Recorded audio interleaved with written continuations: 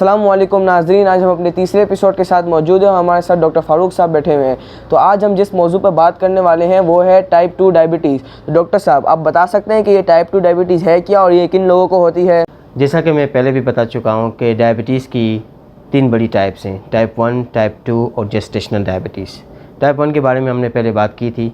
Type 2 diabetes दरअसल उन लोगों को होती है जो मोटापे का शिकार होते हैं और जिनकी ज़िंदगी जो है वो सुस्त रवि का शिकार होती है। और इसके अलावा आप अगर एज को काउंट करें तो ये आम तौर पर 25 साल से ज़्यादा उम्र के लोगों में होती है। लेकिन आजकल ये भी देखा जा रहा है कि बच्चों में भी टाइप 2 डायबिटीज़ हो रही है। उसकी सबसे बड़ी वजह मोटापा है। तो ये मोटापा जो है वो शहरी ज़िंदगी में बहुत तेज़ी से सरायत कर रहा है और इसी वजह से टाइप 2 डायबिटीज़ हो रही है। तो आपका जो सवाल है कि डायबिटीज़ टाइप 2 क्या होती है, तो दरअसल ये डायबिटीज़ ये टाइप 1 से इस तरह मुख्तलिफ है कि इस डायबिटीज़ में पेंक्रियाज इंसुलिन तो बना रहा होता है, लेकिन इंसुलिन को अफेक्ट करने वाले जो सेल होते हैं, यानी जो पेरिफेरल सेल्स हैं, जैसे हमारे मसल्स के सेल्स हैं या दूसरे सेल्स हैं, वो इस इंसुलिन को रिकॉग्नाइज सही नहीं करते, जिसे हम कहते हैं पेरिफेरल रेजिस्टेंस। तो ये जो रेजिस्टेंस होती है इंसुलिन की, इसकी सबसे बड़ी वजह है जिसकी वजह से टाइप 2 डायबिटीज़ होती है। आगे चलकर जब ये टाइप 2 डायबिटीज़ चलती है तो लबलबा इंसुलिन बनाना भी कम कर देता है और फिर बहुत आगे जाकर जब ये लबलबा इंसुलिन बनाना बिल्कुल बंद कर देता है तो ये टाइप 1 की तरह बिहेव कर सकती है। लेकिन टाइप 2 डायबिटीज़ की बुनियादी वजह पेरिफेरल रेजिस्टेंस यानी सेल के अंदर इंसुलिन का ना पहचानना है, और ये होती है मोटापे की वजह से और सुस्त रवि ज़िंदगी की वजह से। इसीलिए सबसे इम्पोर्टेंट चीज़ जो हम कहते हैं वो ये कहते हैं कि वज़न को कम किया जाए। तो ये किन लोगों को होती है, ये जो है मैंने आपको बताया कि ये किसी भी उम्र के लोग को हो सकती है, लेकिन आम तौर पर ये 25 से 30 साल की उम्र से ज़्यादा लोगों को होती है और आम तौर पर उन लोगों को होती है जिनके ख़ानदान में ये डायबिटीज़ का मर्ज़ चला आ रहा हो। टाइप 1 में ऐसा नहीं होता, लेकिन टाइप 2 में ख़ानदानी मर्ज़ की अलामत मिलती हैं। तो लिहाजा अगर वालिदैन को डायबिटीज़ है या वालिद को या वालिदा को डायबिटीज़ है तो बच्चे में होने के चांसेस हैं, और अगर दोनों को डायबिटीज़ है तो ज़्यादा है। अगर भाई को डायबिटीज़ है तो टाइप 2 डायबिटीज़ के चांसेस ज़्यादा हैं। इसके अलावा जो मैंने बताई थी जेस्टेशनल डायबिटीज़, तो जेस्टेशनल डायबिटीज़ जिसको हो जाए उसमें भी टाइप 2 डायबिटीज़ होने के चांसेस होते हैं। तो ये सारी बातें हैं जो टाइप 2 डायबिटीज़ के बारे में मैं आपको बताना चाह रहा था। जी डॉक्टर साहब, मेरा आपसे दूसरा सवाल ये है कि इसकी अलामात क्या होती हैं?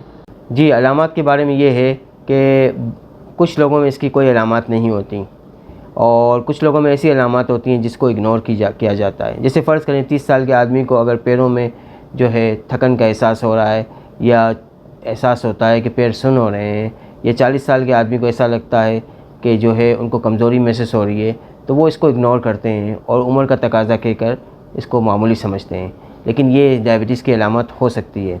तो डायबिटीज़ की अलामत की अगर बड़ी बड़ी बातें की जाएँ अलामतों के बारे में, तो सबसे पहली बात ये क्लासिकल फ़ीचर्स जो मैंने पहले बताए थे टाइप 1 के बारे में, जैसे भूख का लगना, प्यास का लगना और पेशाब का ज़्यादा आना और वज़न का कम होना।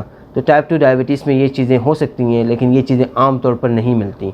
लिहाजा टाइप 2 डायबिटीज़ में जो चीज़ें मिलती हैं उसमें सबसे इम्पॉर्टेंट चीज़ ये है थकन का एहसास होना, हाथ पैर का सुन्न हो जाना, और इसके अलावा जो है कॉम्प्लिकेशंस के साथ पेशेंट का प्रेजेंट होना। कॉम्प्लिकेशन का मतलब ये है कि ज़ख़म का ठीक ना होना, या पैरों में ज़ख़म होकर बढ़ते रहना, या नज़र सही ना आना, या धुंधला नज़र आना, या पेशाब के इन्फेक्शंस का होना, या पेशाब का झाग बनना, या जिस्म के किसी हिस्से में कमज़ोरी का एहसास होना।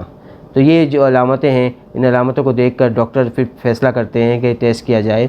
आमतौर पर अगर रैंडम शुगर चेक की जाए और 200 से ऊपर हो और 2 मरतबा ऐसा हो तो डायबिटीज़ डायग्नोस हो जाएगी, या फिर फास्टिंग ब्लड शुगर 126 से ऊपर हो और 2 मरतबा ऐसा टेस्ट किया जाए तो ये डायग्नोस हो जाएगी। इसके अलावा HbA1c को भी हम कंसीडर कर सकते हैं डायग्नोसिस के हवाले से। साहब, मेरा आपसे तीसरा सवाल ये है कि इसका इलाज क्या है? जी, इलाज के हवाले से ये है कि देखिए, इलाज जो है वो बहुत सारी तरीके मौजूद हैं इलाज के, लेकिन सबसे इम्पॉर्टेंट चीज़ जो है टाइप 2 डायबिटीज़ का वो ये है कि लाइफस्टाइल मॉडिफिकेशन।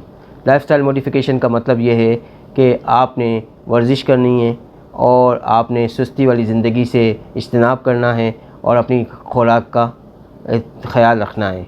तो सबसे अहम चीज़ जो इसमें है वो खुराक है और एक्सरसाइज़ है। एक्सरसाइज़ के बारे में ये है कि आप रोज़ाना एक्सरसाइज कर सकते हैं, और अगर आप रोज़ाना एक्सरसाइज नहीं कर सकते तो हफ़्ते में 3 दिन एक्सरसाइज कर लें, और ये एक्सरसाइज ऐसी हो कि इसमें जो है आपकी कैलोरीज़ बर्न हो। इसके अलावा जो है आपने अपना लाइफस्टाइल मॉडिफिकेशन का मतलब ये है कि आपने पूरा लाइफ का तर्ज अमल ज़िंदगी बदलना है। आपने वक्त पर सोना है, अच्छी नींद करनी है और जो है बिला वजह सुस्ती नहीं करनी। और खाने पीने में एहतियात बहुत ज़रूरी है।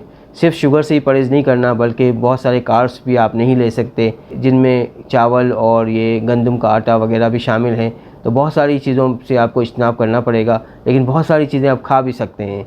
तो कुछ सब्जियों को हम अलाउ करते हैं, कुछ फ्रूट्स को हम अलाउ करते हैं, प्रोटीन्स को अलाउ करते हैं, कुछ फैट्स होती हैं जिनको अनसेचुरेटेड पॉलीसेचुरेटेड फैटी एसिड्स को हम अलाउ करते हैं।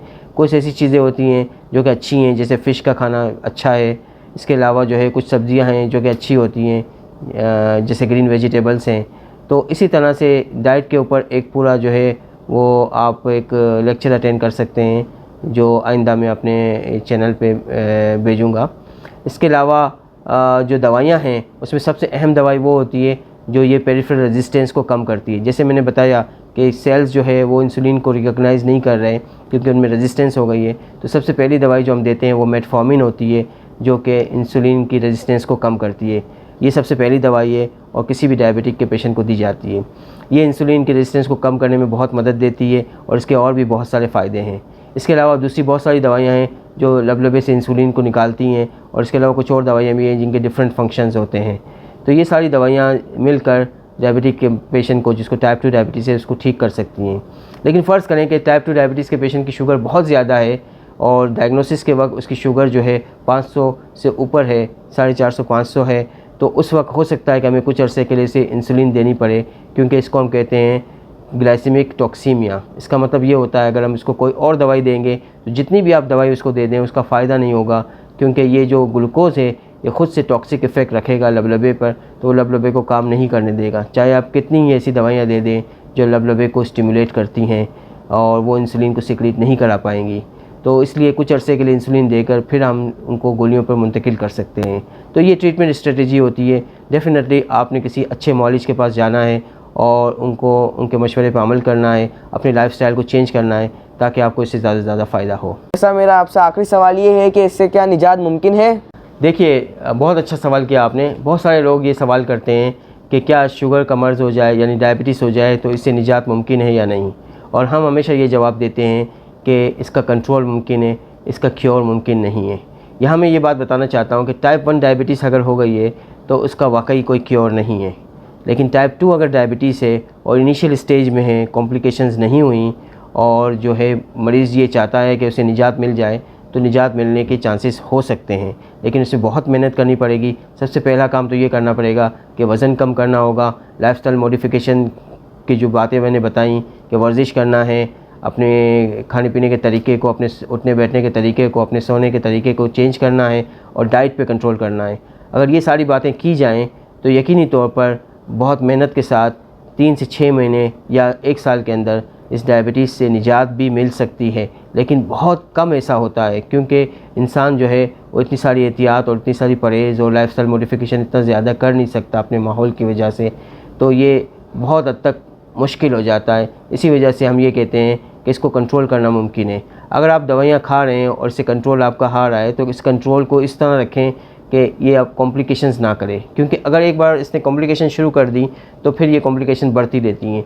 जैसे गुर्दों को अगर इसने असरअंदाज करना शुरू कर दिया या आँखों को असरअंदाज करना शुरू कर दिया तो गुर्दे इससे ख़राब हो जाएंगे और आँखें भी इससे ख़राब हो जाएंगी। और इसके अलावा जो हम कहते हैं कि ये नसों को ख़राब करती है, तो पैर सुन्न हो जाते हैं, पैरों में जलन होती है। इसके अलावा पैरों में फिर ज़ख़म हो जाते हैं और पैर काटने भी पड़ते हैं। यानी यहाँ तक, इस हद तक ये बीमारी ले जाती है कि इंसान माजूर हो सकता है, इसके पैर काटा जा सकता है या उसकी आँखें ज़ाया हो सकती हैं। तो ये कोई मामूली बीमारी नहीं है। दूसरी बात यह है कि इससे डरने की ज़रूरत नहीं है। इसको अगर आप दोस्त बना कर रखेंगे तो ये आपको कुछ नहीं करेगी। इस शुगर को आप कंट्रोल रखेंगे और अपना लाइफस्टाइल मॉडिफिकेशन पे आप तवज्जो देंगे, दवाइयाँ बाकायदगी से खाएंगे, अपना वज़न कम करेंगे, तो बहुत हद तक मुमकिन है कि ये आपको तंग ना करें।